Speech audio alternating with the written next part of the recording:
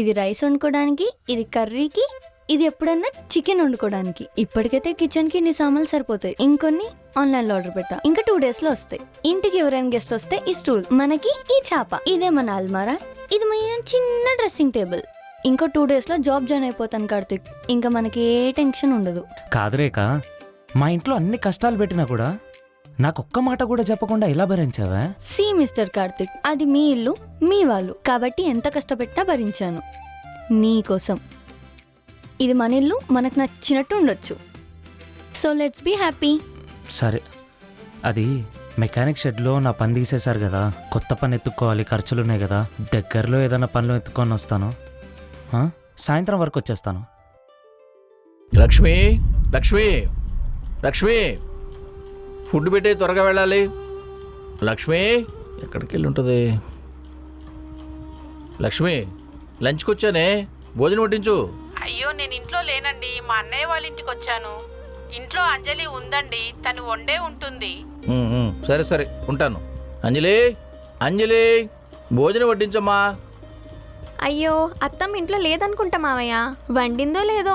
అత్తమ్మ ఇంట్లో లేదన్న విషయం నాకు తెలుసమ్మా, నువ్వు వండి ఉంటావేమని పిలిచాను.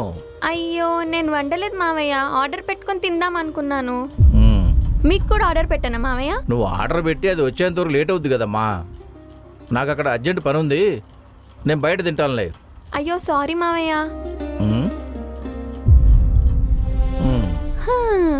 ఎలా అయితే కార్తిక్ని వాడి భార్యని ఇంటి నుంచి పంపించానో అలానే ఇబ్బంది పెట్టి ఇండైరెక్ట్ గా అత్తమ్మని మావయ్యని ఇంటి నుంచి పంపించేయాలి. అప్పుడు ఇల్లు మొత్తం నాదే అవుతుంది.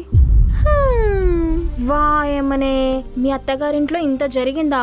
ఒక్కసారైనా నాకు కాల్ చేయాల్సింది కదా, నీ తోడి కొడలు తాట తీసేదాన్ని. అయినా నువ్వు చెప్పిన స్టోరీ అంతా విన్న తర్వాత నీ ప్రెగ్నెన్సీ పోవడానికి కూడా నీ తోడి కొడలే కారణమై ఉంటది. ఏమో అక్క, కన్నా లైఫ్ మాత్రం ఒక రోలర్ కోస్టర్లా తిరిగింది.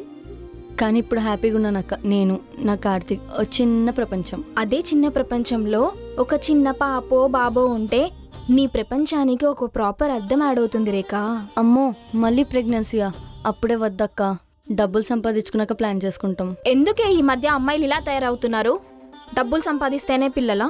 ఇలా ఆలోచించడం తప్పని నేను అనట్లేదు, కానీ ఉన్న పలంగా అయితే కోట్లయితే సంపాదించలేరు కదా.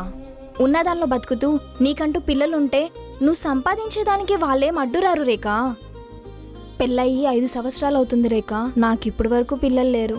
ప్రతిరోజు నేను నా భర్త పడే బాధ, మేముండే ఆ 4 గోడలకు తప్ప ఎవ్వరికీ తెలీదు.